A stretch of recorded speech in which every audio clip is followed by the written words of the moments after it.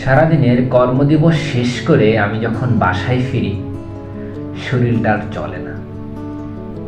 এক মুঠো ডাল ভাতে ক্ষুধা মিটিয়ে বিছানায় মাথা রাখতে না রাখতেই হঠাৎ মস্তিষ্কের কোনো এক কোণ থেকে ধেয়ে আসে এক জাগ দুশ্চিন্তা। মুহূর্তে গ্রাস করে নেয় শরীরের সমস্ত শীতলতা। চোখ বুঝলেই ভেসে আসে না মেটানো দেনা, না পাওয়া স্বপ্ন আর আগামীকালের হাহাকার।